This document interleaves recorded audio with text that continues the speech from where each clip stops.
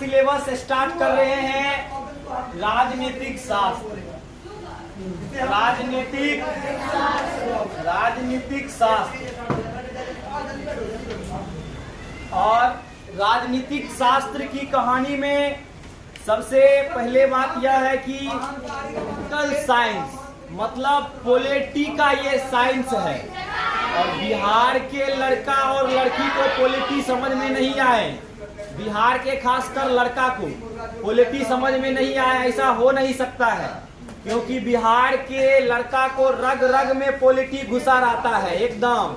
ई नेता का सपोर्टर है तो ई नेता का सपोर्टर है, ऐसा होता है कि नहीं होता है? तुम लोग के रग रग में पॉलिटी घुसा है, तो वही पॉलिटी का हम लोग साइंस पढ़ाएंगे। पॉलिटी का क्या पढ़ाएंगे? साइंस। इसमें अगर जो एक दो राजनीतिक दल के बारे में नहीं बल्कि कई राजनीतिक दल के बारे में हम लोग पढ़ेंगे। राष्ट्रीय दल क्या होता है, क्षेत्रीय दल क्या होता है, या अलग अलग प्रकार के बारे में पढ़ेंगे। तो सबसे पहले हम लोग इसका सिलेबस देख लेते हैं। सिलेबस क्या है? सिलेबस पहला चैप्टर का नाम है। इस पूरा चैप्टर में राजनीतिक शास्त्र में एक ही चीज पढ़ना है, उसका नाम है लोकतंत्र। क्या नाम है? लोकतंत्र। इंग्लिश वाला इसको डेमोक्रेसी कहता है। इंग्लिश वाला इसको क्या बोलता है? डेमोक्रेसी। और इसमें पहला चैप्टर है लोकतंत्र में सत्ता की साझेदारी। लोकतंत्र में सत्ता की साझेदारी। लोकतंत्र में सत्ता की साझेदारी। दूसरा चैप्टर है साझेदारी की कार्य प्रणाली। साझेदारी की कार्य प्रणाली तुम्हारे सिलेबस में लिखा है सत्ता में साझेदारी का कार्य प्रणाली। ये दूसरा चैप्टर है। तीसरा चैप्टर है लोकतंत्र में प्रतिस्पर्धा एवं संघर्ष। लोकतंत्र में प्रतिस्पर्धा एवं संघर्ष। सही है ना जी? संघर्ष जैसे होता है, संघर्ष जैसे होता है संघर्ष। और उसके बाद चौथा नंबर में लोकतंत्र की चुनौतियां। लोकतंत्र की चुनौतियां। उसके बाद पांचवा नंबर में लोकतंत्र की उपलब्धियां। और कोई चैप्टर है छठो नंबर में? 5 गो चैप्टर है। इस 5 चैप्टर को पढ़ना है। डिटेल में पढ़े तो सब चैप्टर को एक एक क्लास पढ़े तो कोई दिक्कत नहीं होगा, एक ही क्लास में हो जाएगा ये सब चैप्टर। तो हम लोग इस चैप्टर को इसी के बाद से अध्याय शुरू करते हैं कि अगर जो इस चैप्टर में लोकतंत्र खूब बढ़िया से समझ गया तो बाकी तो बम हो जाएगा। क्योंकि लोकतंत्र के बारे में पढ़ना है। लोकतंत्र में सत्ता की साझेदारी, लोकतंत्र में सत्ता की कार्यप्रणाली, लोकतंत्र में प्रतिस्पर्धा एवं संघर्ष, लोकतंत्र की चुनौती, लोकतंत्र की उपलब्धि। मतलब खाली लोकतंत्र को पढ़ना है। तो लोकतंत्र के बारे में हमको नॉलेज होना चाहिए। लोकतंत्र के बारे में हमको क्या होना चाहिए? नॉलेज होना चाहिए। लोकतंत्र का मतलब जानते हो कि किस प्रकार से जनता पे शासन करना चाहिए, कौन हेड बनेगा देश का, किस प्रकार से जनता पे शासन करना चाहिए, कौन देश का हेड बनेगा। इसकी कई विधि है। आज दुनिया का बहुत सारा ऐसा देश है जहां लोकतंत्र ही नहीं है, अलग अलग चीज है। कहीं कहीं तानाशाही है। तानाशाही मतलब शासन चलाने का, लोग पे राज करने का, सत्ता पाने का, पावर पाने का कई विधि है। पहला विधि है तानाशाही। दूसरा विधि है, पहला विधि तानाशाही। दूसरा विधि है राजतंत्र। राजतंत्र मतलब तानाशाही कहने का मतलब है एक बलिष्ठ व्यक्ति अपने दम पर किसी देश का राजा बन गया है, किसी देश का शासक बन गया है, उसको क्या बोलेंगे? तानाशाही। क्या बोलेंगे? तानाशाही। और जैसे हो गया नॉर्थ कोरिया, नॉर्थ कोरिया में कौन सरकार चलता है? तानाशाही। कौन सरकार चलता है? तानाशाही सरकार चलता है। उसके बाद आता है सैनिक शासन। सैनिक शासन, सैनिक शासन। 4 नंबर में आता है हमारा लोकतंत्र। और भी कई विधि है, लेकिन इसमें सबसे परफेक्ट कौन है? तानाशाही, राजतंत्र, सैनिक शासन की लोकतंत्र। कौन परफेक्ट लग रहा है? कौन परफेक्ट लग रहा है? आप बताओ। लोकतंत्र परफेक्ट है। अब बताइए ज्यादा आर्थिक वृद्धि किसमें होगा? ज्यादा पैसा किसमें आएगा? तानाशाही में की, राजतंत्र में की, सैनिक शासन में की, लोकतंत्र में? ज्यादा पैसा किसमें आएगा? किसमें? लोकतंत्र में। लोकतंत्र में नहीं आएगा ज्यादा। अरे तुमको पढ़ाने का 2 विधि है। तुमको पढ़ाने का 2 विधि। एक विधि है कि हम तुमको बार बार पूछेंगे, पढ़ने का मन है जी? है तो हाथ उठाइए। बच्चा लोग बोलेगा नहीं सर आज छुट्टी दे दीजिए। हम भी बोलेंगे जाओ आज वर्षा हो रहा है छुट्टी। और आप फिर से पूछेंगे कि पूछताछ करे जी, मन है तो हाथ उठाइए। मेरे 10 को बच्चा बोलेगा नहीं सर आज बिल्कुल मत पूछिए, तो बोलेंगे चलो आज कोई बात ना, आज पूछा नहीं हो। समझ में आ रही है बातें? तो ये लोकतंत्र है। ये क्या है? लोकतंत्र। सबके मूड मिजाज से चल रहे हैं, सबके मूड मिजाज से चल रहे हैं, ये लोकतंत्र है। लेकिन तानाशाही में ऐसा नहीं होता है। दूसरा विधि तुम लोग का पढ़ाने का है कि पूछना उछना तुम लोग से नहीं है, पढ़ाए कि नहीं पढ़ाए, और आए और पूछना स्टार्ट, और नहीं बताया तो सोटा देना स्टार्ट कर दिए। अब बताओ तुम किसमें ठीक से पढ़ेगा? तुमको पूछ पाछ करेंगे उसमें कि सोटा वाला में? किसमें? सोटा वाला में तुमको याद रहेगा कि अगर जो नहीं पढ़ के लाए तो फिर बढ़िया से मेरा स्वागत होगा। तो बताइए ज्यादा आर्थिक वृद्धि किसमें होगा? लोकतंत्र में कि तानाशाही? ज्यादा आर्थिक वृद्धि किसमें? फिर भी लोकतंत्र क्यों अच्छा है, यही इस चैप्टर में पढ़ना है। फिर भी हम लोग के देश में तो लोकतंत्र है, फिर भी लोकतंत्र क्यों अच्छा है, हमको इस चैप्टर में यही पढ़ना है कि ज्यादा आर्थिक विधि, ज्यादा पैसा तानाशाही में होगा, फिर भी लोकतंत्र क्यों अच्छा है, हमको इस चैप्टर में पढ़ना है। तुम लोग सब देश को आज भारत जैसा मत समझो। सब देश आज दुनिया में देख रहा है, सबको भारत जैसा मत समझो कि रोड पर आए मोदी जी जिंदाबाद, मोदी जी मुर्दाबाद करने लगे, कोई दिक्कत नहीं हुआ। ऐसा नहीं होता है। चीन को देखो तुम, चीन में एक ही व्यक्ति हेड बनता है, और बहुत सारे दुनिया में ऐसे देश हैं जिसमें एक ही व्यक्ति जब तक जिएगा तब तक वही उस देश का हेड रहेगा। तो बताओ चीन में, अभी चीन में जो है, चीन का राष्ट्रपति का नाम शी जिनपिंग। चीन का राष्ट्रपति का नाम क्या है? Xi Jinping. अभी लगभग 20-25 साल से वो चीन का राष्ट्रपति बना है। अब बताओ क्या उसको चीन का हम लोग लोकतंत्र कहेंगे? नहीं। चीन में आदमी को बोलने का छूट नहीं है, पोस्ट सोशल मीडिया पे पोस्ट लिखने का छूट नहीं है। तुम क्या लिखेगा? अगर जो सरकार के खिलाफ कुछ लिख दिया, कुछ बोल दिया, तो आज लिखा कल तुम्हारे पास में पुलिस आएगा और तुमको कहां गायब कर दिया जाएगा उसको कोई पता नहीं चलेगा। एक व्यक्ति है, उसका नाम है जैक मा। नाम सुना है? Jack Ma. अलीबाबा नाम का एक कंपनी है, उस कंपनी का मालिक है, चीन का सबसे अमीर आदमी है जैक मा। और जैक मा जब एक बार चीन के राष्ट्रपति शी जिनपिंग का बुराई किया तो जैक मा को कहां भेज दिया पते नहीं चला। तो बताओ, उतना पावरफुल आदमी, उतना चीन का सबसे अमीर आदमी, सबसे बड़ा बिजनेसमैन को जब चीन का राष्ट्रपति गायब कर सकता है इधर उधर, तो वहां का आम जनता का जीवन कैसा होगा? तो क्या हम इसको लोकतंत्र बोलेंगे? क्या हम इसको लोकतंत्र बोलेंगे? नहीं। लेकिन यही है चीन का लोकतंत्र। कहाँ का लोकतंत्र है? चीन का लोकतंत्र। तुम लोग अगर जो सुनेगा बढ़िया से बात तो पता चलेगा कि हमारे देश में भी अगर जो तानाशाही ही हो जाता तो बहुत अच्छा रहता।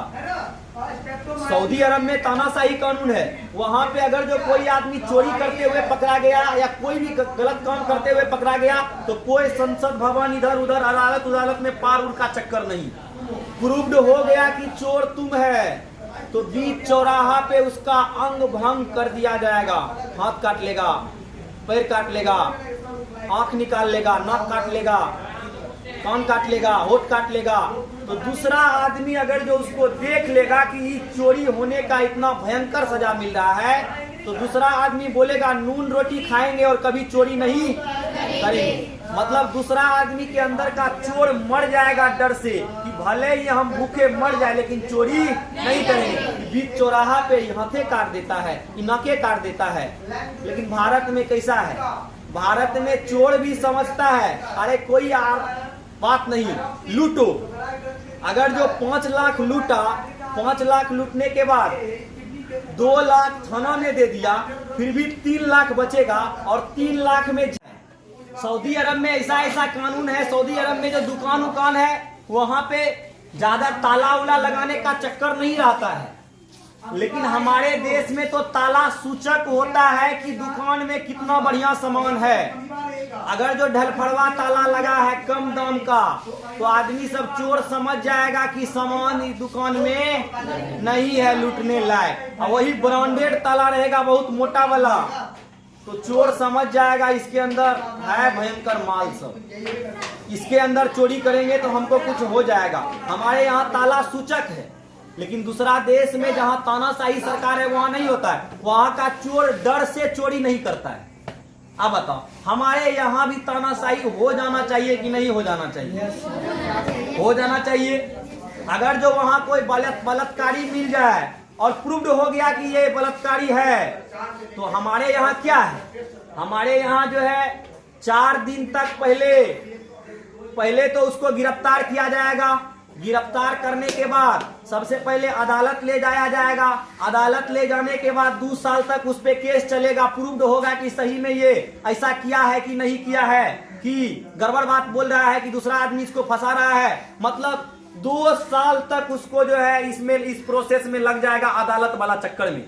और उसके बाद जब पता चल जाएगा कि हाँ यही बलात्कारी है तब उस पर कुछ न कुछ कार्रवाई होगा। लेकिन दूसरा जहां तानाशाही देश है वहां ऐसा नहीं है। प्रूव्ड हो गया, आज घटना हुआ और कल प्रूव्ड हो गया कि यही आदमी है, अब बीच चौराहा पे फांसी दे दिया, बीच चौराहा पे गर्दन काट दिया। आदमी सबको दिखा के कि आदमी सब दिखेगा तो सीखेगा। ये आदमी सबको दिखा रहा है ये बलात्कारी है, बीच चौराहा पे पिलास लेके इसका नाखून खींच रहे हैं। आदमी सब देख रहा है कि बलात्कारी को नाखून खींच रहा है। तो बताओ अगर जो कोई आदमी देखबो करेगा तो उसके अंदर में दिल में ऐसा भावना बनेगा कि हम गलत काम करें। मतलब मर जाएगा गलत काम करने वाला, उसके अंदर में जो गलत काम करवाने वाला दुर्बुद्धि होगा नष्ट हो जाएगा देख के। लेकिन ये तानाशाही में होता है। लेकिन फिर भी लोकतंत्र क्यों अच्छा है, हमको यही पढ़ना है। फिर भी लोकतंत्र क्यों अच्छा है? तानाशाही में इतना ज्यादा होता है, फिर भी लोकतंत्र क्यों अच्छा है? तो आर्थिक वृद्धि दर सबसे ज्यादा कहाँ होगा? तानाशाही में। तो सबसे पहले जो लोकतंत्र का स्वाद चखा वो पहला देश का नाम USA, America, United state of America पहली बार लोकतंत्र का स्वाद चखा 4 जुलाई 1776 ईस्वी को। 4 जुलाई 1776 ईस्वी को। और 4 जुलाई 1776 को अमेरिका में लोकतंत्र का स्थापना हो रहा है। और वहीं हम लोग भारत इस समय गुलामी की ओर जा रहा है। तुमको पता है 1764, 1757 प्लासी का लड़ाई, 1757, 1764 बक्सर का लड़ाई, उसी के आसपास में डेट है 10 साल इधर उधर। तो मतलब अमेरिका अभी आजाद हो रहा है और भारत क्या हो रहा है? भारत गुलाम हो रहा है। और सबसे पहले लोकतंत्र का स्थापना हुआ तो स्थापना करने वाला देश का क्या नाम था? अमेरिका। सबसे पहले लोकतंत्र का स्वाद कौन देश चखा? अमेरिका। और पहली बार जब अमेरिका के राष्ट्रपति अब्राहम लिंकन बने, अमेरिका के राष्ट्रपति कौन बने? Abraham Lincoln. मतलब पहला राष्ट्रपति अमेरिका के नहीं थे अब्राहम लिंकन, पहला राष्ट्रपति अब्राहम लिंकन नहीं है। कई राष्ट्रपति इससे पहले आ चुका है, उसके बाद अब्राहम लिंकन अमेरिका का राष्ट्रपति बना। पहला राष्ट्रपति का नाम क्या है? जॉर्ज वाशिंगटन, जिसके नाम पे अमेरिका का राजधानी है वाशिंगटन डीसी। अब पहली बार जब अब्राहम लिंकन अमेरिका का राष्ट्रपति बना तो अब्राहम लिंकन ने बोला कि हम जो है जनता के मन से चलने वाला शासन लाए हैं, और उस शासन को डेमोक्रेसी, लोकतंत्र कहते हैं। तो सब आदमी पूछा कि ये डेमोक्रेसी कौन चिड़िया का नाम है, क्या है ये लोकतंत्र? लोकतंत्र के बारे में समझाइए। डेमोक्रेसी क्या है, लोकतंत्र क्या है? तो अब्राहम लिंकन ने एक लाइन में जवाब दिया कि democracy is the government, democracy is the government of the people, for the people, by the people. बोला कि democracy is a government of the people, for the people, by the people. Abraham Lincoln ने कहा कि देखो भाई, अब जो हम बनाए हैं उसका नाम लोकतंत्र है, और लोकतंत्र है क्या? यह एक सरकार है, सरकार चलाने का एक विधि है, एक नियम कानून है।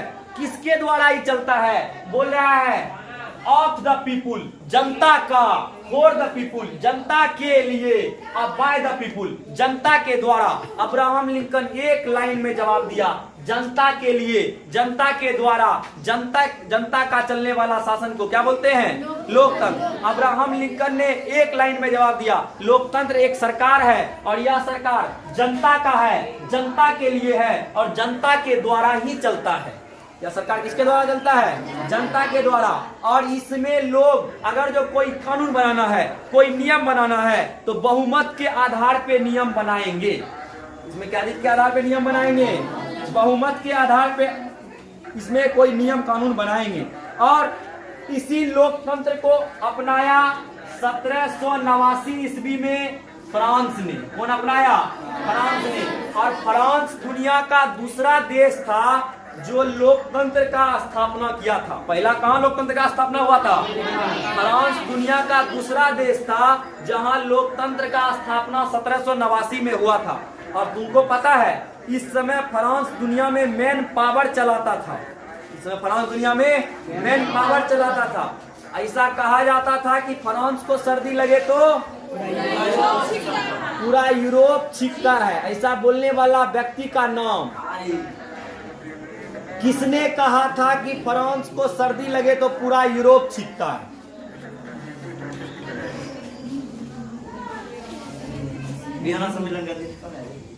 मेटरनी। किसने कहा था?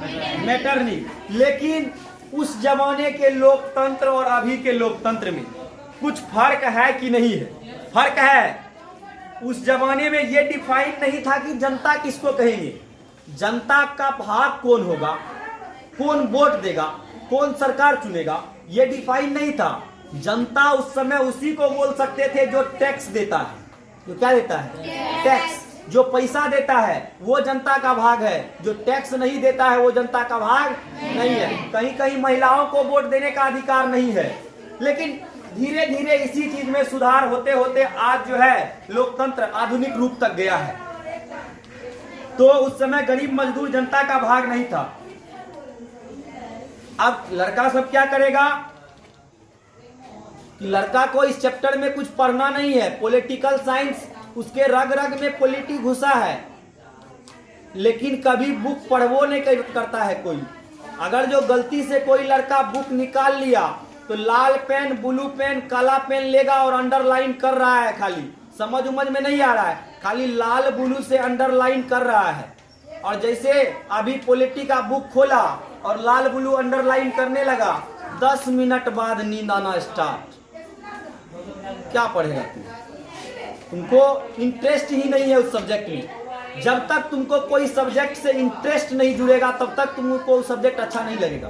तुम्हारा हिस्ट्री का क्वेश्चन बन जाता है, काहे बन जाता है? क्योंकि उसमें तुमने ध्यान दिया है, उसको तुमने एंजॉय से सुना है, उसको ठीक से तुम सुना है। उसी तरह से हर सब्जेक्ट है। अगर जो कोई सब्जेक्ट में तो पहले इंटरेस्ट जगा, इस चैप्टर में एक ही चीज पढ़ना है, सत्ता सत्ता। तो सोचो जब तुमको सत्ता मिलेगा तो तुम क्या करेगा? जब तुमको मान लो हम तुमको सरकार बना दे तो तू क्या क्या करेगा? वही पढ़ना है इस चैप्टर में कि जब सत्ता किसी को मिलता है तो उसको करना क्या चाहिए। तो खैर उस समय गरीब मजदूर जनता का पार्ट नहीं था। अब किसी भी देश पर शासन करने में सबसे बड़ा कठिनाई क्या होता है? तो उस देश की विविधता, उस देश की विविधता। विविधता कहने का मतलब है यहाँ सब आदमी एक नहीं है, अलग अलग लोग रहते हैं।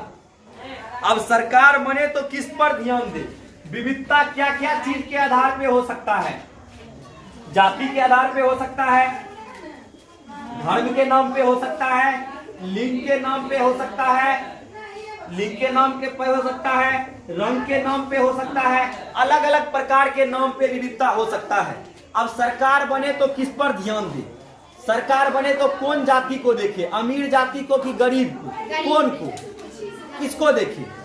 आप अगर जो तुमको सरकार बना दिया जाए तुम किसको देखेगा? अमीर को देखेगा कि गरीब को देखेगा? किसको देखेगा? जो गरीब को देखेगा तो सोच लो। और फिर अमीर लोग बोलेगा कि तू जरा बहुत ज्यादा फै करता है, गरीब को देखता है खाली, तो लो हम टैक्स देना बंद, अपने काम चला लो, तुम लाओ कहां से पैसा लाता है। तो गरीब को तू ध्यान देगा तो अमीर गुस्सा रहा है, अमीर पे ध्यान देगा तो गरीब गुस्सा रहा है। तो दोनों पर ठीक से ध्यान देना पड़ेगा और बराबर दृष्टि से ध्यान देना पड़ेगा। अगर जो गरीब भी क्राइम करेगा तो उसके लिए भी वही सजा है जो अमीर करेगा। चीन में ऐसा नहीं है। चीन में अगर जो कोई व्यक्ति क्राइम करता है तो उसके बदले कोई दूसरा व्यक्ति जेल जा सकता है। चीन में हम क्राइम किए तो हम रुपया पैसा वाला है, हम चाहते हैं मेरे जगह हम जेल नहीं जाएंगे, कोई दूसरा आदमी को हम अपने जगह पैसा देके जेल भेज सकते हैं। बताओ क्या ये लोकतंत्र बोलेंगे? इसको लोकतंत्र बोलेंगे? तो नहीं, ये लोकतंत्र नहीं है। किसी भी देश में सबसे बड़ा चीज होता है उस देश की विविधता। अब कोई आदमी किस पर शासन करे, किस आधार पे शासन करे? जाति के आधार पे, धर्म के आधार पे, वर्ग के आधार पे, रंग के आधार पे, किस चीज के आधार पे?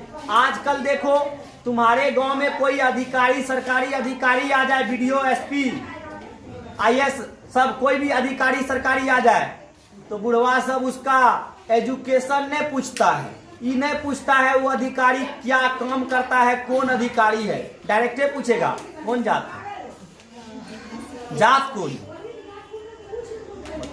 डायरेक्ट जात मारता है। अब मान लो अगर जो भारत देश है, भारत देश का हेड कोई मुस्लिम बन गया, कोई मुस्लिम व्यक्ति भारत देश का हेड बन गया।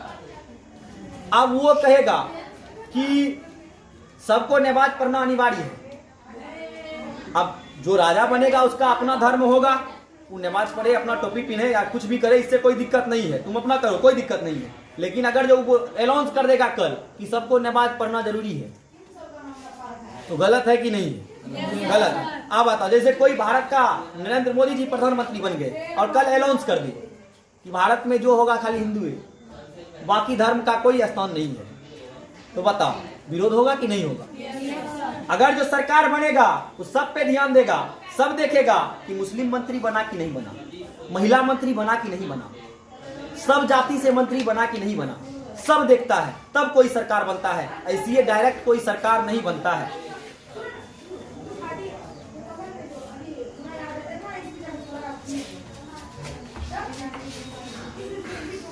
तो सरकार अगर जो बने तो सब धर्म को देखे, सब जाति को देखे। सरकार किस लिए बने? अब सरकार ऐसा बने कि खाली महिला पे ध्यान, खाली पुरुष पे ध्यान दे दे कि हम मान लो कि देश का प्रधानमंत्री बन रहे हैं और हम अपना कोटा में जो है एको गो महिला को नहीं रखेंगे। अगर जो मेरे कोटा से एको गो सरल को महिला जीती है तो उसको हम लोग मंत्री बना देती है। मंत्री बनाया जाता है कि नहीं बनाया जाता है? तो लोकतंत्र में सत्ता कहते किसको है? सत्ता क्या होता है सत्ता का मतलब? सत्ता मतलब पावर, सत्ता मतलब पावर। और सत्ता में रखना किसको चाहिए? एगो की सबको। किसको रखना चाहिए सत्ता में? एगो को रखना चाहिए कि सबको मिलजुल के शासन करना चाहिए, सबको। अगर जो सत्ता में सबको रखेंगे तो यही सत्ता की साझेदारी कहलाता है। ये क्या कहलाता है? सत्ता की साझेदारी। मतलब सत्ता में रखना किसको चाहिए? खाली अगर जो मान लो महिला, खाली हम बोलेंगे कि नहीं ना खाली महिला देश पे राज करेगा या तो खाली पुरुष देश पे राज करेगा तो होगा नहीं। अगर जो पुरुष, मान लो नरेंद्र मोदी प्रधानमंत्री बना है और उसमें जो है एक महिला जीती है और एक महिला भले ही सरल पकड़ महिला है, उसको कुछ नहीं आता है, लेकिन फिर भी साझेदारी के द्वारा उसको मंत्री बना दिया जाता है ताकि आदमी देखे तो उसको पता चले कि मेरे कैबिनेट में एक महिला मंत्री भी है। अगर जो कोई महिला नहीं जीती तो एक तेज महिला को लेगा, अगर जो लोकसभा से नहीं जीता तो वो राज्यसभा से उसको जिताएगा, लेकिन मंत्री जरूर रखेगा। तो बताओ, लोकतंत्र में सत्ता की साझेदारी होनी चाहिए कि नहीं होनी चाहिए? मिल बांट के शासन करना चाहिए कि ऐसी है डायरेक्ट? मिल बांट के शासन करना चाहिए। तो इस पाठ को केवल तुम लोग पढ़ाई के लिए मत पढ़ो, खाली सत्ते सत्ते पढ़ना है। सोचो, जब तुमको पावर मिलेगा तो तुम लोग क्या करेगा? जब तुमको पावर मिलेगा तो तुम लोग क्या करेगा? सोचना स्टार्ट कर दिया, देखो अपने पॉलिटी ठीक हो जाएगा। पॉलिटी तो खुद ब खुद ठीक हो जाएगा। कोई लड़का सोचता है कि हमको अगर जो हेड बना दिया तो सब मेरे जात का, डीएम मेरे जात का, बीडीओ मेरे जात का, एसपी मेरे जात का, थाना अध्यक्ष मेरे जात का, नेता मेरे जात का, सब मेरे जात का। बता यार, सब तुम्हारे जात का होगा तो बाकी लोग कहां जाएगा? बाकी लोग कहां जाएगा? अगर जो हम टेस्ट लेंगे, लड़का सब सोचता है अगर जो हमको हेड बना दिया गया और हम टेस्ट लेंगे तो देख लेंगे जिसमें शर्मा जी वर्मा जी लगा है उसको छांट लेंगे, उसको बोलेंगे आओ आओ तुम तो एकदम बहुत मस्त आदमी है, आओ आओ एग्जाम दो, एकदम तुमको नौकरी देंगे। और जिसमें देखे फलना जी चिल्ला जी देखा है उसको बोलेंगे जाओ तुम पाताल लोक के तरफ जाओ, तुमको कोई नौकरी नहीं होगा। भले ही उसको एजुकेटेड है लेकिन फिर भी हम उसको नौकरी नहीं दे रहे हैं। तो बताओ, सत्ता में साझेदारी है? सत्ता में साझेदारी है? नहीं है। सत्ता में साझेदारी है? नहीं है। कैसे है सत्ता में साझेदारी? मिलजुल के शासन कर रहा है? नहीं कर रहा है। वो बोल रहा है सब चाहिए मेरे जात का, तो खाली जातिवाद वाला काम कर रहे हैं तो गड़बड़ है। तो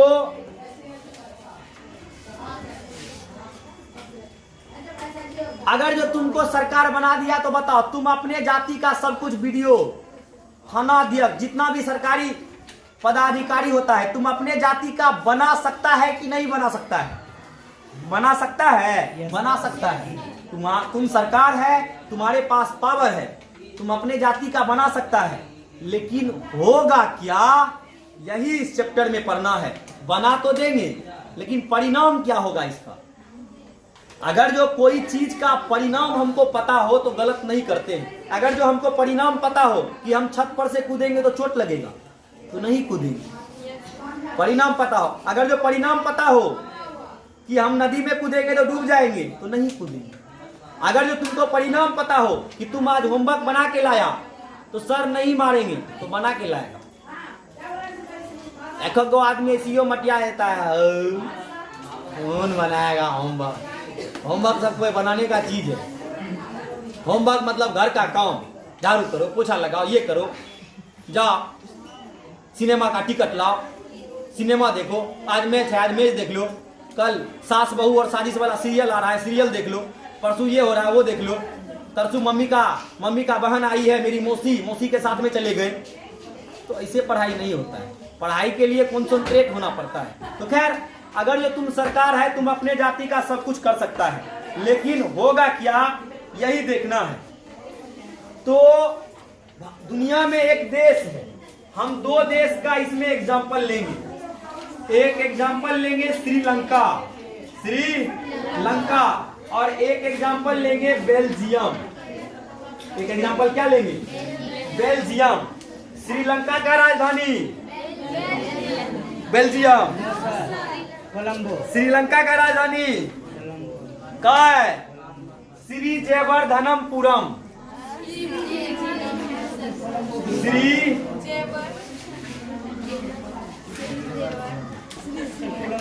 जयवर्धनपुरम, कोलंबो हट गया। श्रीलंका का राजधानी श्री जयवर्धनपुरम और बेल्जियम का राजधानी ब्रुसेल्स। बेल्जियम का राजधानी ब्रुसेल्स। तो भारत के नीचे में कौन देश है? श्रीलंका। ये हमारा भारत है और भारत के नीचे में ये कौन देश है? श्रीलंका। बचपन से तुम लोग भारत भले ठीक नहीं बनाया लेकिन श्रीलंका बहुत बढ़िया से बनाता है, नीचे में लटका देता है। तो बताओ भारत कब आजाद हुआ? श्रीलंका कब आजाद हुआ? अब बताओ भारत कब आजाद हुआ? 47 को। श्रीलंका भारत के ऊपर है कि नीचे? नीचे। तो 47 के नीचे क्या? 48। 47 के नीचे 48। तो श्रीलंका कब आजाद हुआ? 1948 में। श्रीलंका कब आजाद हुआ? 1948 में। तो भारत कब आजाद हुआ? तो बात सबको पता होगा। श्रीलंका 1948 में आजाद हुआ और श्रीलंका का जो कुछ स्ट्रक्चर यहाँ पे हम बनाते हैं, इसको मिटा दे, इसको मिटा दे। देखो यहाँ पे श्रीलंका का थोड़ा हम स्ट्रक्चर बना दे तो इस टाइप का कुछ श्रीलंका है, मान लेते हैं श्रीलंका है ये। और श्रीलंका का ये वाला भाग जो है इसको बोलते हैं जाफना। क्या बोलते हैं? जाफना। ये वाला भाग जो है श्रीलंका का, जैसे ये वाला भाग को बोलते हैं जाफना। जाफना। और भारत से जो भाग सट रहा है श्रीलंका का, ये जाफना प्रायद्वीप का, तो यहाँ पे दो वर्ग के लोग रहते थे। एक रहते थे तमिल, एक कौन रहते थे? तमिल। और एक रहता था सिहली। एक कौन रहता था? सिहली।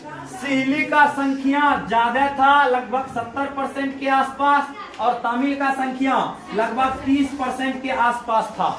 और इस तमिल में भी दो प्रकार का तमिल था, एक श्रीलंकाई तमिल और एक भारतीय तमिल। एक श्रीलंकाई तमिल और एक भारतीय तमिल। भारत से जो तमिल गया था श्रीलंका में बसने के लिए, तो उसमें हिंदू भी था और मुस्लिम भी, लेकिन श्रीलंकाई तमिल भी था उस समय। और यहाँ ज्यादा संख्या में जो श्रीलंका में रहता था वो कौन जाति का लोग? सीली जाति का लोग। कौन जाति का? और ये बौद्ध धर्म को मानता था। कौन धर्म को? और ये जो तमिल भाषी लोग था, तो ये हिंदू धर्म को भी मानता था और मुस्लिम धर्म को भी। हिंदू धर्म को भी मानता था और मुस्लिम धर्म को। इसमें कुछ संख्या ईसाइयों की भी थी, कुछ ईसाई धर्म को भी फॉलो करते थे। तो हुआ क्या, अब बताओ सिहली पूछा जाएगा तुमको, श्रीलंका में बहुसंख्यक कौन थे? सिहली कौन थे? श्रीलंका में अल्पसंख्यक कौन थे? तमिल। श्रीलंका में अल्पसंख्यक कौन थे? तमिल। अब बताओ मुथाया मुरलीधरन का नाम सुना है कोई? मुथाया मुरलीधरन का नाम सुना है? मुथाया मुरलीधरन एक बॉलर है। मुथाया मुरलीधरन जो है एक बॉलर है, और वो बॉलर जो है श्रीलंका का है। कहाँ का है? श्रीलंका का है। और वो बॉलर का जो है पूर्वज पहले भारत में ही रहता था, उसका पूर्वज भारत से गया श्रीलंका, और वो भारतीय तमिल है और वो हिंदू धर्म को मानता था। और इसी टाइप से बहुत सारे तमिल भाषी लोग थे जो हिंदू धर्म को भी मानते थे और मुस्लिम धर्म को भी। तो श्रीलंका जब आजाद हुआ तो हिंदू धर्म का लोग अपना मंदिर बनाया और मुस्लिम धर्म का लोग अपना मस्जिद बनाया। और ज्यादा संख्या में सिहली थे, तो स्वाभाविक है हेड कौन बनेगा? सिहली। तो सिहली हेड बन गया। सिहली क्या हो गया? हेड बन गया। और हेड बनने के बाद सिहली अनाउंस किया कि श्रीलंका का राष्ट्रीय भाषा सिहली भाषा होगा। श्रीलंका का राष्ट्रीय भाषा सिहली भाषा होगा। लाइट है ना इसमें? दिख रहे हैं ना बढ़िया से? ऐसा तो नहीं है, लाइट नहीं है तो एकदम खराब वीडियो बन रहा है एकदम। हाँ जी, देखिए जरा के साथ छोड़िए सर। दिख रहा है वही ठीक है। तो जब सिहली हेड बना तो इन्होंने अनाउंस किया कि श्रीलंका का राष्ट्रीय भाषा क्या होगा, सिहली होगा। अब तुम लोग को लग रहा होगा इससे दिक्कत क्या है। इससे दिक्कत यह है कि अगर जो मान लो कि अभी नरेंद्र मोदी गुजरात का मुख्यमंत्री थे, भारत का प्रधानमंत्री बन गए और आज अनाउंस कर दे कि भारत का राष्ट्रीय भाषा गुजराती होगा। अगर जो भारत का राष्ट्रीय भाषा गुजराती होगा तो जो सरकारी नौकरी निकलेगा, एग्जाम होगा सरकारी नौकरी का, तो वो भी कौन भाषा में पेपर रहेगा, गुजराती भाषा में। और तुम लोग अगर जो पेपर देगा तो बोलेगा कि क्वेश्चन तो बहुत इजी था लेकिन लिखा क्या था वही समझ में नहीं आ रहा था। भाषा अगर जो समझ में आ जाता ना तो बना देती, भाषा नहीं समझ में आ रहा है तो बताओ तुम लोग कभी पास होगा तो बताओ। सिहली भाषा को राष्ट्रीय भाषा कहा बोला गया तो तमिल वाला जो लोग है, तमिल वाला सिहली भाषा नहीं जानता है, तमिल वाला सिहली भाषा नहीं जानता है तो कैसे नौकरी लेगा। नौकरी लेने में समस्या है कि नहीं है। कुछ दिन के बाद अनाउंस किया श्रीलंका का राष्ट्रीय धर्म बौद्ध धर्म होगा। हर जगह बौद्ध मठ हो गए, मंदिर मस्जिद को तोड़ दिया जाएगा, हर जगह बौद्ध मठ होगा क्योंकि श्रीलंका का राष्ट्रीय धर्म बौद्ध धर्म होगा। तो अब अगर जो ऐसा अनाउंस कर दे और सब मंदिर मस्जिद वहां पे टूटने लगे तो जो तमिल भाषी लोग है उसको दुख होगा कि नहीं होगा, दुख होगा। अब ऐसे अगर जो करेगा, अब तुम लोग फिर सोचेगा कि अगर जो श्रीलंका का राष्ट्रीय धर्म बौद्ध धर्म हो जाएगा तो इससे दिक्कत क्या है। इससे दिक्कत यह हुआ कि अगर जो श्रीलंका का राष्ट्रीय धर्म बौद्ध धर्म है तो अब छुट्टी होगा तो सिर्फ बौद्ध धर्म का जो जिस दिन पूजा पाठ होता है उस दिन छुट्टी होगा, राष्ट्रीय छुट्टी उस दिन होगा। और जिस दिन हिंदू मुस्लिम का पूजा पाठ होता है उस दिन छुट्टी नहीं होगा। मतलब इस तमिल वाला का कैसे फेस्टिवल खराब करे इसका फुल प्लानिंग किया था। इस कौन, सिहली वासी लोग। तो बताओ सिहली अमीर हो जाएगा कि गरीब। सिहली क्या हो गया धीरे धीरे अमीर और तमिल क्या हो गया गरीब। तमिल क्या हो गया गरीब। भूखमरी की स्थिति आ गई। अब सिहली अमीर हो गया और तमिल क्या हो गया गरीब। और तमिल जब गरीब हुआ तो गरीब होने के बाद ही भूखे मरने लगा। नौकरी उकरी कहीं नहीं मिल रहा है, भूखे मर रहा है बेचारा। तो मरता क्या न करता। तो उसमें एक व्यक्ति थे, उसका नाम परवाकरण। नाम क्या है परवाकरण। परवाकरण जब देखे कि परवाकरण भारत से ही, परवाकरण के पूर्वज जो है कहाँ गए थे श्रीलंका, भारत से ही कहाँ गए थे श्रीलंका। और परवाकरण जब देखे तमिल भाषी के साथ में ऐसा अन्याय हो रहा है तो परवाकरण एक ग्रुप बनाए और उस ग्रुप का नाम था liberation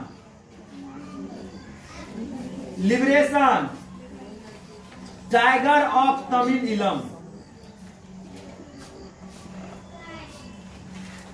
liberation tiger of Tamil इलम। इसको बोला गया LTTE, लिट्टे। क्या बोला गया इसको लिट्टे। लिबरेशन टाइगर ऑफ तमिल इलम नाम का संस्था कौन बनाया परवाकरण। कौन बनाया परवाकरण। और ये संस्था बना के इसमें लोग को भर्ती करने लगा और लोग को भर्ती करने लगा और बोला कि तमिल भाषी लोग को नौकरी चाहिए जी। तो बोला चाहिए, तो बोला मेरे पास आ जाओ हम तुमको नौकरी देंगे। तो आदमी सब पूछा काम क्या करना होगा। तो बोला काम कुछ नहीं, हम लोग को डेली रात में जो अमीर आदमी है जिसका मकान बड़ा बड़ा है ऊंचा है उसके घर को लूटना है,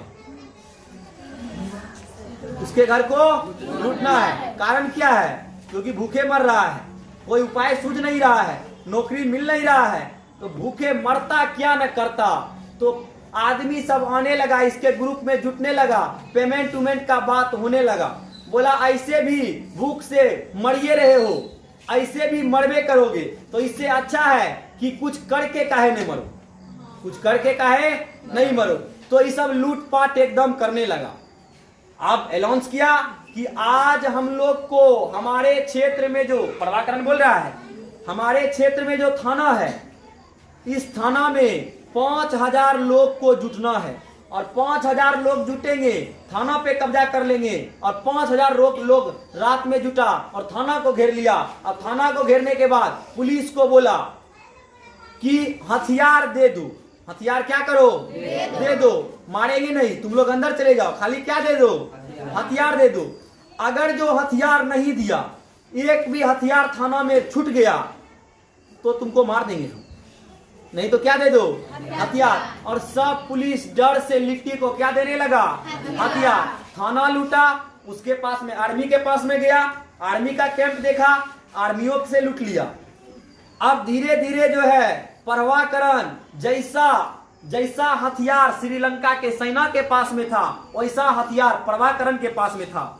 जैसा बम श्रीलंका के सेना के पास में था, उससे बढ़िया हाई क्वालिटी का बम प्रभाकरण के पास में था। जान के आश्चर्य होगा, इसको एक आतंकवादी संगठन माना जाता है, लेकिन इसके पास में अपना टैंक था, अपना हेलीकॉप्टर था, सब कुछ अपना था प्रभाकरण के पास में। कारण क्या था? कि भूखे मर रहा था। भूखे मर रहा था तभी इतना बड़ा कदम उठाया, तो भूखे मर रहा था, सबसे बड़ा कारण था। जब लूटपाट बहुत ज्यादा होने लगा तो एक दिन सभी व्यक्ति इसके पास, अब जब श्रीलंका का सरकार देखा कि ये तो प्रभाकरण बहुत भयंकर काम कर रहा है, अगर जो हम कुछ दिन तक और मुंह बंद किए तब तो ये तमिल भाषी लोग पूरा श्रीलंका को कब्जा कर लेगा, ऐसे में तो दिक्कत हो जाएगा।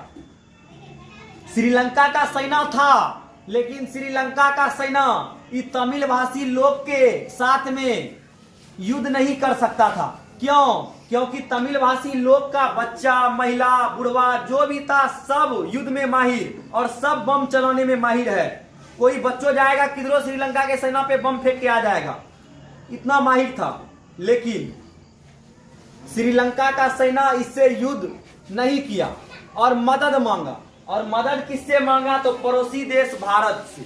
पड़ोसी देश भारत से। और भारत में उस समय राजीव गांधी प्रधानमंत्री थे। कौन प्रधानमंत्री थे? राजीव गांधी। और राजीव गांधी से श्रीलंका का सरकार मदद मांगा कि फोर्स से मेरा मदद कीजिए, फोर्स से मेरा क्या कीजिए? मदद कीजिए। और जब भारतीय, लेकिन प्रभाकरण बोल रहा है राजीव गांधी को कि हुजूर मत भेजिए, फोर्स मत भेजिए, हम वहीं के वासी हैं।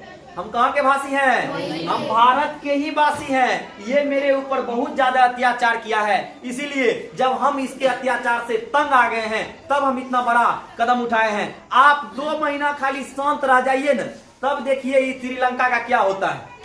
कब्जा कर लेंगे हम श्रीलंका पे, आप 2 महीना खाली शांत रहिए। लेकिन राजीव गांधी बोला कि हम पड़ोसी के साथ में जाएंगे।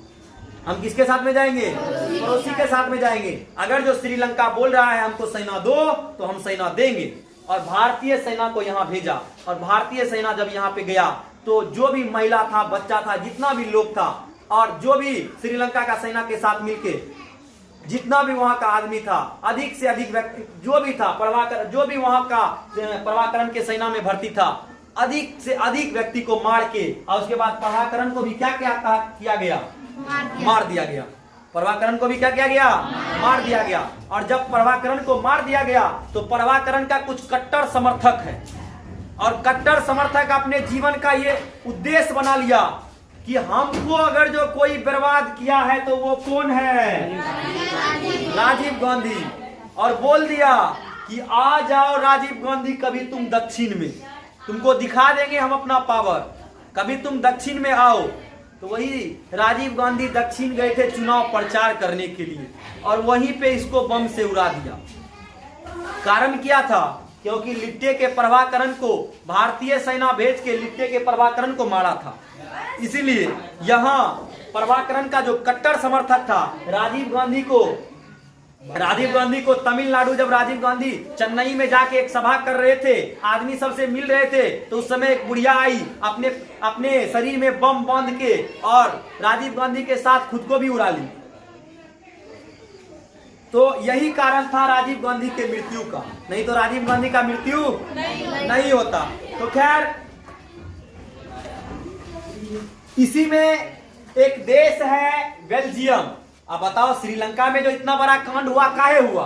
तो इस लोकतंत्र में सत्ता का साझेदारी किया नहीं किया, लेकिन बेल्जियम का राजधानी ब्रुसेल्स, यूरोपीय संघ का मुख्यालय भी कहाँ है? ब्रुसेल्स में। यूरोपीय संघ का मुख्यालय ब्रुसेल्स में है। लेकिन ब्रुसेल्स में भी दो बीमारी था, दो जाति का लोग रहता था। एक रहता था फ्रेंच और एक रहता था डच। दो भाषा बोलने वाला लोग रहता था, फ्रेंच और डच। और पूरा बेल्जियम में डच का संख्या ज्यादा था। डच का संख्या क्या था? ज्यादा। और उसके बाद में फ्रेंच का संख्या क्या था? कम। लेकिन बेल्जियम का जो राजधानी ब्रुसेल्स है, ब्रुसेल्स में फ्रेंच का जनसंख्या ज्यादा था और डच का जनसंख्या कम। मतलब बेल्जियम जहां से चलता, देश का केंद्र जो होता है, देश का राजधानी होता है, देश का राजधानी में फ्रेंच लोगों की जनसंख्या ज्यादा थी और डच लोगों की जनसंख्या क्या थी? कम। लेकिन पूरा देश में बात किया जाएगा तो डच का संख्या ज्यादा और फ्रेंच का संख्या क्या है? कम। लेकिन ये दोनों बोला कि हम दोनों आपस में भाई भाई हैं, हम काहे झगड़ा करेंगे? सरकार बनना है, कुछ पोस्ट आप लीजिए, कुछ पोस्ट हम लेंगे, हम दोनों भाई हैं, हम दोनों मिल के रहेंगे, मिल के देश पे शासन करेंगे, मिल के हम अपना देश को आगे बढ़ाएंगे। और जब बेल्जियम आजाद नहीं हुआ था तो उससे पहले कहा जाता था कि बेल्जियम जब आजाद होगा तो उसमें गृह युद्ध होगा, लेकिन गृह युद्ध नहीं हुआ। और यहाँ का आदमी एकदम परफेक्ट से रहा है अभी तक। क्या चीज करके? सत्ता में साझेदारी। क्या चीज करके? सत्ता में। यही काम अगर जो श्रीलंका वाला भी करता कि हम जो है तमिल भाषी को भी सीट देंगे, तमिल भाषी को भी अपना सरकार में हिस्सा देंगे, तो बताओ इतना बड़ा घटना होता? इतना बड़ा घटना होता? नहीं होता। तो खैर, आजकल हम लोग क्या करते हैं? सत्ता में साझेदारी करने के लिए आजकल का हमारा समाज बचपन से ही हम लोग को लड़का और लड़की को लिंग के आधार पे विभाजित कर देता है। करता है कि नहीं करता है? हमारा माँ बाप, हमारे समाज लड़का और लड़की के नाम पे भेदभाव कर देते हैं। कैसे करते हैं? लड़का पैदा लिया, 5 साल का हुआ तो एकदम बोलेगा बेटा पैदा हुआ, एकदम खूब बढ़िया से खूब मानेगा। और उसको खिलौना क्या देगा? बेटी को भी खूब मांगता है वैसे, लेकिन खिलौना क्या देगा लड़का को? बैट बॉल, एकदम अच्छा चीज, बैट बॉल गेंद देगा। और लड़का सब जब अगर जो बैट बॉल लेगा तो फील्ड भागेगा, क्रिकेट खेल रहा है, कहीं एगो आदमी बोल दिया, बॉल दे रहा है उधर से, आई लड़का बैटिंग कर रहा है, उधर से बोल दिया, आउट हो गया तो विकेट उखाड़ा, बोला एम्पायर को हम आउट नहीं थे, तू दे दिया 4 विकेट, एम्पायर को धरा दिया। बताओ, क्रूर बना रहा है बेटा को। बेटा को कैसा बना रहा है? वही अगर जो बेटी है तो बेटी 5 साल की है तो उसको गुड़िया देगी खेलने के लिए, चूल्हा देगी। और बार बार उस लड़की से पूछो क्या कर रही है बेटी, तो गुड़िया का खाना बना रहे हैं, गुड़िया को नहला रहे हैं। मतलब बचपन से ही इसको ममता का डेवलपमेंट कर रहे हैं लड़की में, लेकिन बचपन से ही लड़का को क्रूर बना रहे हैं। बताओ, हमारा समाज जो है लिंग के आधार पे भेदभाव करता है कि नहीं करता? करता है। हमारा समाज लिंग के आधार पे भेदभाव करता है और ऐसा करना चाहिए? नहीं करना चाहिए। अब बताओ, क्या महिला का आज हम लोग काम बांट दिए हैं? महिला का काम खाना बनाना। क्या लगता है तुमको, महिला का काम खाली खाने बनाना है? महिला का काम है खाना बनाना? जरूरी नहीं है। अगर जो पुरुष भी खाना बनाने में परफेक्ट है तो खाना बना दीजिए। अगर जो तुम्हारे घर में खाना बनाने का पूरा जिम्मेदारी तुम्हारी मम्मी ले लेती है तब तो दिक्कत है। लेकिन किसी का घर ऐसा होगा, अगर जो मम्मी खाना बनाने का जिम्मेदारी ली है लेकिन पापा थोड़ा सब्जियों काटने में, अगर जो तुम लोग नहीं है, छोटी है, तो पापा थोड़ा सब्जियों काटने में मदद कर देते हैं, थोड़ा पानियों लाने में मदद कर देते हैं, अलग अलग प्रकार के काम करने में मदद कर देते हैं। खाना खा के अपना थाली खुदे धो लिए है, फिर भी मम्मी को आसानी हुआ। अब बताओ, ऐसा अभी भी कुछ लोग करते हैं कि नहीं करते हैं? करते हैं। लेकिन कुछ इतना बड़ा सेट होता है कि अभी यहाँ से लड़का जाएगा पढ़ के, किताब किधर फेंकेगा ठिकाना नहीं, हमें भी खाना लाओ। अगर जो नहीं दिया, 10 मिनट लेट हो गया खाना देने में, तो इतना चिल्ला के मम्मी को बोलेगा कि मम्मी खाना लाओ, कि लगेगा कि वो उसकी नौकर है। तो बताओ, क्या लिंग के आधार पे तुम भेदभाव कर रहा है कि नहीं कर रहा है? ऐसा करना सही है कि सही नहीं है? सही नहीं है। अब बताओ, हम लोग लिंग के आधार पे भेदभाव करते हैं, धर्म के आधार पे भेदभाव करते हैं, जाति के आधार पे भेदभाव करते हैं। अच्छा बताओ, जाति अच्छा है कि खराब? जाति अच्छा है कि खराब? धर्म अच्छा है कि खराब? दोनों खराब है। जाति धर्म अच्छा है कि खराब है? अच्छा है। जाति अच्छा है कि खराब है? अच्छा है। धर्म अच्छा है कि खराब है? अच्छा है। हर धर्म डराता है कि ईश्वर से डरो, अल्लाह से डरो। सब धर्म में डराता है कि अगर जो गलत काम करेगा तो नरक जाएगा, जहन्नुम जाएगा, ऐसा होगा वैसा होगा। सब धर्म में ऐसा कहा जाता है। अगर जो जाति भी अच्छा है, अगर जो एक जाति से एक विशेष समुदाय का पहचान होता है, एक लोहार का बेटा जितना अच्छा से लोहा चला सकता है, घन चला सकता है, उतना आम आदमी नहीं चला सकता है। एक सोनार का बेटा जितना अच्छा से सोना को पहचान सकता है, उतना आम आदमी नहीं पहचान सकता है। तो बताओ, जाति होने से फायदा है कि नहीं? फायदा है। जाति भी अच्छा है, धर्म भी अच्छा है, लेकिन जाति में अगर जो बाद लगा दे और धर्म में बाद लगा दे तो ये खराब है। ये क्या है? खराब है। मेरा जाति अच्छा, तुम्हारा जाति डुप्लीकेट, मेरा भगवान ओरिजिनल, तुम्हारा भगवान डुप्लीकेट, ये धर्मवाद है और ये खराब है। ये क्या है? खराब। अगर जो बोलेंगे मेरा भगवान ओरिजिनल है और तुम लोग जो भगवान का पूजा करती है वो डुप्लीकेट है। एक गांव में एगो बुढ़िया को हम देखे थे और बुढ़िया बोल रही थी एक बार कि कौन भगवान का पूजा करता है। तो एगो महिला से बात कर रही थी, वो बुढ़िया महिला को पूछी कौन भगवान का पूजा करता है, तो महिला बताई फलना भगवान का पूजा करते हैं। तो बुढ़िया बोली भगवान का पूजा करने से कुछ नहीं होता है, ये भगवान का पूजा करो ना, तब तुमको देखो तुम्हारे घर में कैसे समृद्धि आता है। क्या ऐसा रियल में होता है क्या? सब भगवान तो एक ही है, सब भगवान तो एक ही है। लेकिन अगर जो हम बोले हमारा धर्म अच्छा, तुम्हारा धर्म खराब, हमारा भगवान ओरिजिनल, तुम्हारा भगवान डुप्लीकेट, तो ये धर्मवाद है और ये खराब है। तो कैसा है? खराब। मेरा जाति ओरिजिनल, तुम्हारा जाति डुप्लीकेट। अगर जो मान लो हम तुमसे पूछेंगे, कोई तुमसे पूछा कौन जाति है, तो बोला फलना, ओ हाई फाई ऊंचा जाति का लोग। कोई तुमसे पूछा कौन जाति है, तो चिल्ला लोग है। अब बताओ, जाति के आधार पे भेदभाव करते हैं कि नहीं करते? करते हैं। करना चाहिए कि नहीं करना चाहिए? नहीं करना चाहिए। जाति के आधार पे भेदभाव नहीं करना चाहिए।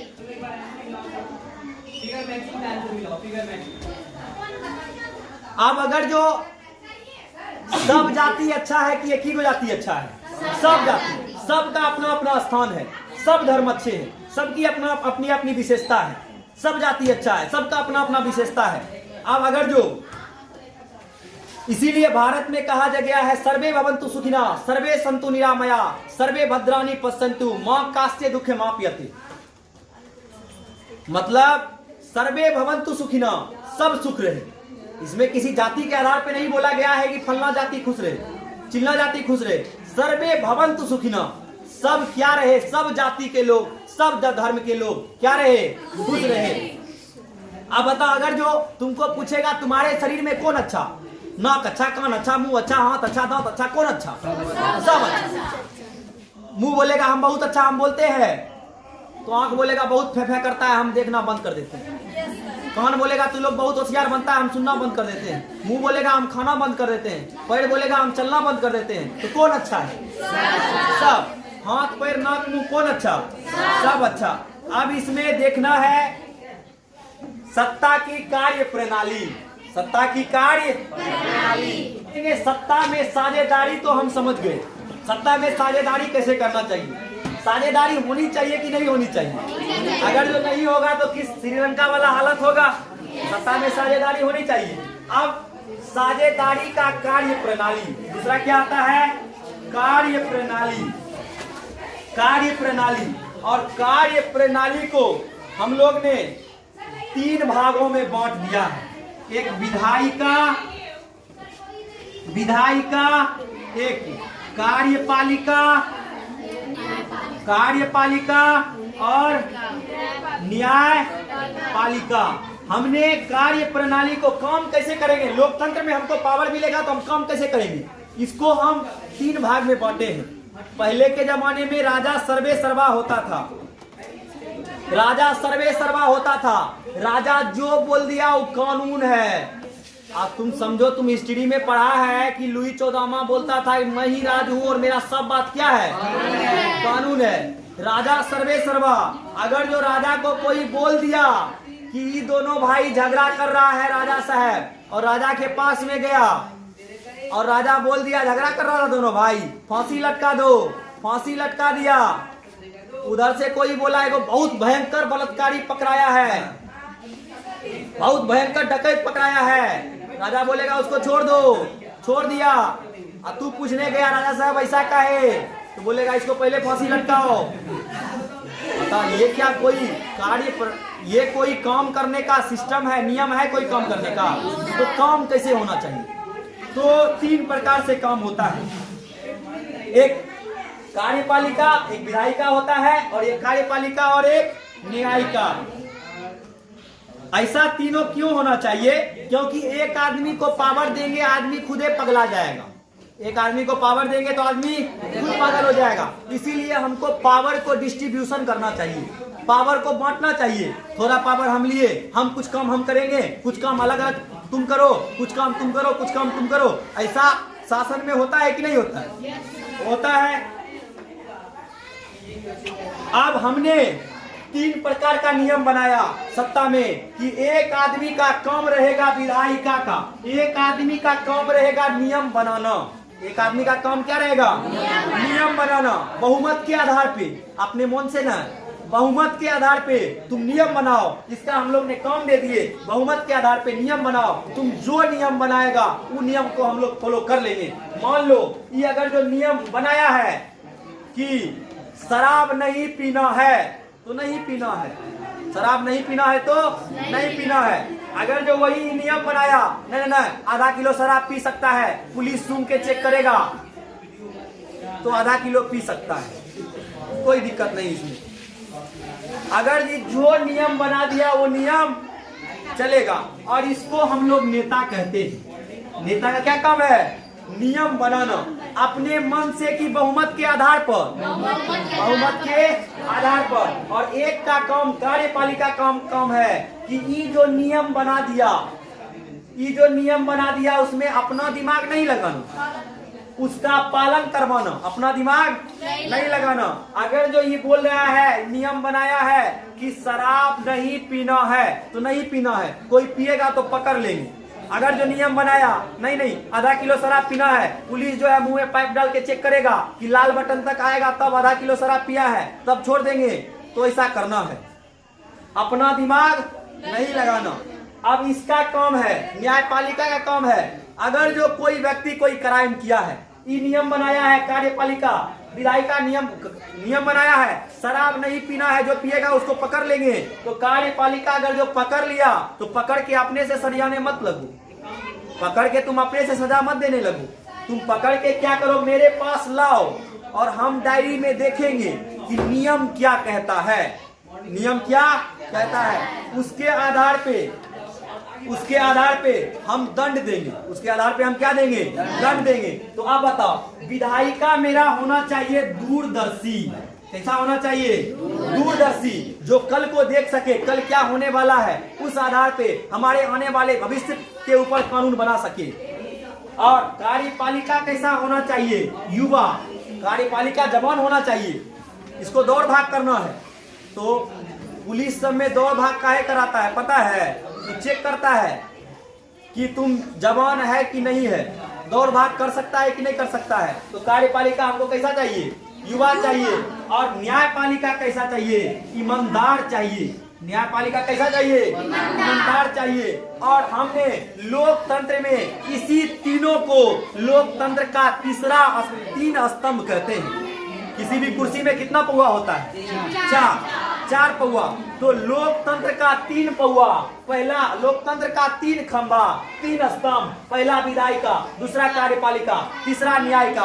और बोला कि इस तीनों पौवा को जो है हम इन तीनों स्तंभ को एकजुट में बांध देंगे, इसको बोलेंगे प्रेस। और प्रेस को लोकतंत्र का चौथा स्तंभ कहेंगे। अगर जो कोई नेता हो, कोई पुलिस हो, कोई जज हो, गलत काम कर रहा है तो ये फोटो क्लिक करो और ये फोटो पेपर में छापो। छापो कि ये देखिए नेता साहब ऐसा काम कर रहे हैं। इसीलिए इसीलिए प्रेस को लोकतंत्र का चौथा स्तंभ कहा जाता है। लेकिन अब लोकतंत्र का चौथा स्तंभ शिक्षा को कहा जाएगा, प्रेस को क्यों नहीं कहा जाएगा? आजकल के जो न्यूज सब देखबे करता होगा, कैसा कैसा न्यूज देता है कि ये देखिए यही बकरी है जो कुछ समय पहले भैंस थी, अभी बकरी बन गई।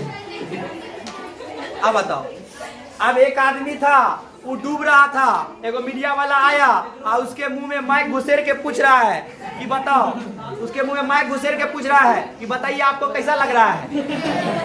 तू पूछ रहा है एक बार निकालो तो सही, फिर बताते हम तुमको हमको कैसा लग रहा है।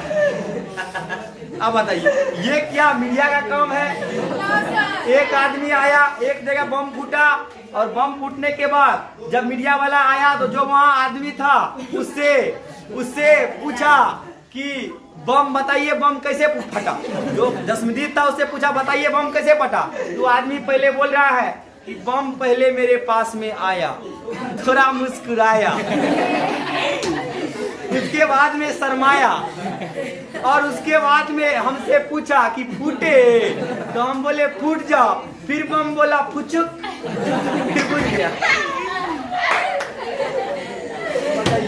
तो इसी सब कारण से प्रेस को लोकतंत्र का चौथा स्तंभ नहीं कहा जाएगा, शिक्षा को कहा जाएगा। लेकिन अभी तक लोकतंत्र का चौथा स्तंभ कौन है? प्रेस। लोकतंत्र का चौथा स्तंभ कौन है? प्रेस। अब उसके बाद आता है लोकतंत्र में प्रतिस्पर्धा और संघर्ष। लोकतंत्र में प्रतिस्पर्धा और संघर्ष। प्रतिस्पर्धा कहने का मतलब कंपटीशन। अब बताओ लोकतंत्र में कंपटीशन कौन करेगा? अरे कोचिंग खोलने में कंपटीशन कौन करेगा? Master, teacher. कोचिंग खोलने में कंपटीशन कौन करेगा? टीचर करेगा। तो अब बताओ लोकतंत्र में चुनाव जीतने के लिए कंपटीशन कौन करेगा? नेता। राजनीतिक दल। लोकतंत्र में प्रतिस्पर्धा कौन करेगा? राजनीतिक दल। अब बताओ उसके बाद होता है लोकतंत्र में प्रतिस्पर्धा एवं संघर्ष। लोकतंत्र में संघर्ष का मतलब है कि रोड पे निकला जिंदाबाद मुर्दाबाद कर रहा है। अब बताओ जिंदाबाद अगर जो सरकार के खिलाफ जिंदाबाद मुर्दाबाद हो रहा है, सही है कि खराब है? सही है कि खराब है? अच्छा लग रहा है कि खराब लग रहा है? खराब लग रहा है। तो खराब लग रहा है तो एक बार सुनो, कहानी सुना है एक व्यक्ति का। एक व्यक्ति था कि वो किसान था।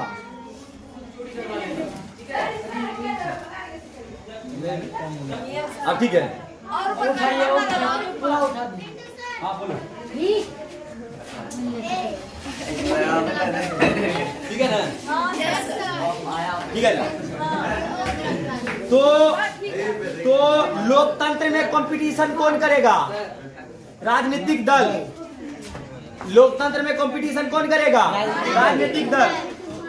मुझे अब बताओ, हमको एक पार्टी खोलना है, हम खोल सकते हैं कि नहीं खोल सकते हैं? खोल सकते हैं। पार्टी को कितना बहुमत चाहिए, कितना % वोट चाहिए, किसको हम क्षेत्रीय दल कहेंगे, किसको राजनीतिक दल कहेंगे, किसको क्षेत्रीय दल कहेंगे, किसको हम लोग राष्ट्रीय दल कहेंगे, उसको कितना % वोट मिलना चाहिए। मतलब इसमें जो है हम नेता उता के बारे में पढ़ेंगे, राजनीतिक दल के बारे में डिटेल जब इस चैप्टर खोलेंगे, इस चैप्टर में हम लोग पढ़ेंगे। उसके बाद आता है लोकतंत्र में संघर्ष। संघर्ष कहने का मतलब जिंदाबाद मुर्दाबाद। लोकतंत्र में जिंदाबाद मुर्दाबाद होनी चाहिए कि नहीं होनी चाहिए? होनी चाहिए कि नहीं होनी चाहिए? जो भी हो। और बेटी तू जा, 10 मिनट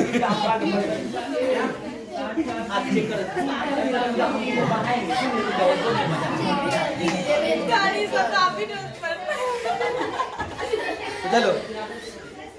लोकतंत्र में संघर्ष होना चाहिए। संघर्ष होना चाहिए कि नहीं होना चाहिए? जिंदाबाद मुर्दाबाद होना चाहिए? नहीं होना चाहिए। एक कहानी सुनो। एक किसान था और वो किसान जो है अपना फसल लगाया था और बहुत जोर से भगवान पे गुस्सा रहा था। कैसा भगवान है आप? आपको इतना भी अंदाजा नहीं है कब धूप होना चाहिए, कब वर्षा होना चाहिए। जब धूप होता है तब वर्षा करा देते हैं, जब वर्षा चाहिए तो उस समय आंधी लगवा देते हैं। क्या भगवान है आप? आप अपना पावर हमको दीजिए, अब फिर देखिए दुनिया कैसे चलता है। और जब पावर दिया गया तो पावर देने के बाद पता चला कि उस समय उस साल जितना पानी चाहिए था उतना ही पानी दिए, जितना हवा चाहिए था वो किसान उतना ही हवा दिया, जो जितना चाहिए था उतना ही सब दिया। उस समय ऐसा लग रहा था कि धान का बीज एकदम बहुत बड़ा बड़ा एकदम मोटा मोटा मस्त होगा। लेकिन जब धान कट के घर आया तो उसमें धान कम और खखरी ज्यादा। और जब वही आदमी भगवान से पूछा ऐसा काहे, तो भगवान बोला कि तुम पौधा को संघर्ष करने नहीं दिया। जब उसको पानी चाहिए था तब हम पौधा को पानी नहीं देते थे, जिसके कारण से पौधा अपना जड़ को नीचे करता था और नीचे से पानी सोख के ऊपर लाता था, जिसके कारण से पौधा और मजबूत होता था, जिसके कारण पौधा और मजबूत होता था। जब इसको हवा नहीं चाहिए था तब हम इसको हवा देते थे, जिससे पौधा नीचे गिरता था। नीचे गिरने के बाद पौधा फिर से उठता था अपने बल पर और फिर ऊपर आता था, जिससे वो संघर्ष करता था।